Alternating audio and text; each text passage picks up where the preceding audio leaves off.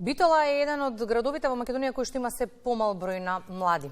Една од локациите на која што според информациите најмногу плачале родителите кои што ги испраќале своите деца е токму железничката станица. Од таму ни се јавува Ружица.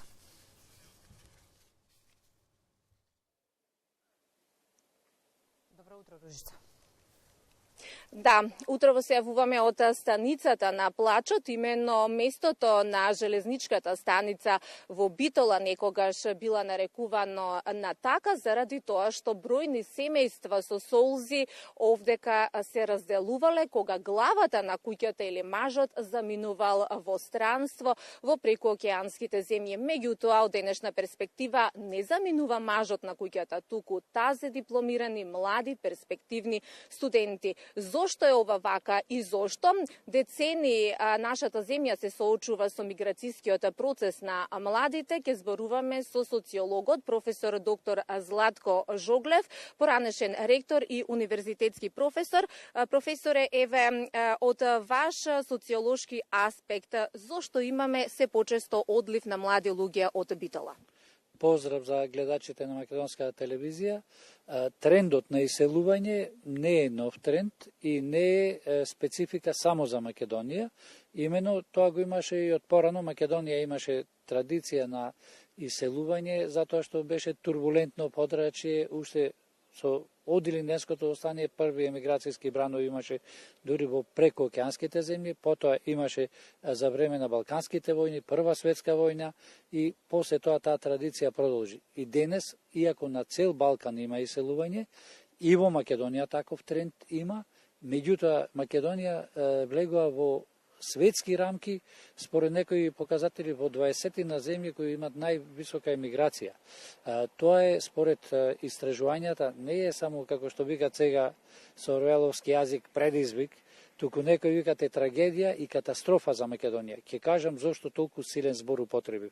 Катастрофа затоа што во економска смисла Македонија има вложува најчесто негде околу 725 милиони викат евра се вложени во едукација на младите луѓе што се иселени, а тоа се околу 77.000 млади луѓе во последните 20 години, што значи цел еден град колку Битола. А вкупната загуба е околу некаде 1 милиарда, преку 1 милиарда евра.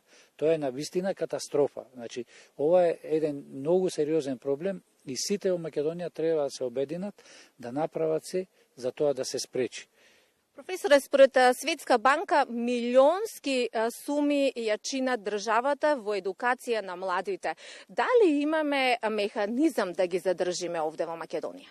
Да, има механизми. Прво, не треба да се прават пропусти и во смисла на регулативата, кога во некого се вложува и се дават дури стипендии и така натаму, а после тоа не ги обврзуват за да заминат. Значи, тоа е прво, тоа да се регулира, а втора работа, не можете со сила да ги задржите ако не обезбедите други услови. Што значи, според истражувањата, причините зошто младите ја напуштат Македонија не се само економски причини.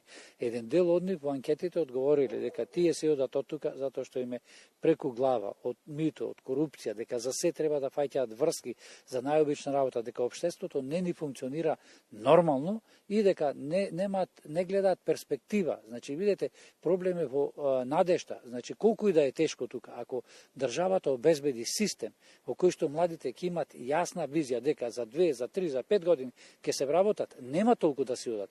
Меѓутоа, нема гаранција сега. Велат сите дека проблемот е што ако некој не е член на потесно раководство на политички партии, дека тешко да се вработи и така натаму. Тоа треба да се прекини порано. Пример ќе кажам, во минатото, во она критикувано социјалистичко време, имаше список во бирото за вработување, тогаш трудот го вика, список со критериуми и тогаш имаше слабости, не велам не, меѓутоа имаа надеж младите и се надеваа дека за година, 2, 3 тој ќе се вработи. Сега таа надеж ја нема. Значи, мора да се врати таа надеж, да се направат мерки за младите да имат една известност. Значи, неизвестноста не само што ги убија луѓето и еден најголемите фактори за младите да бегат од тука.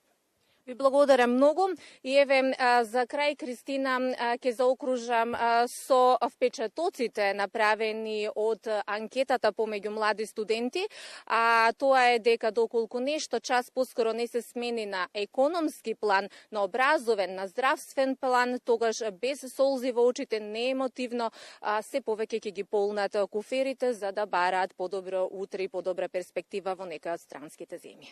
Затоа мора да бараме чаре како да ги задржиме. Така е.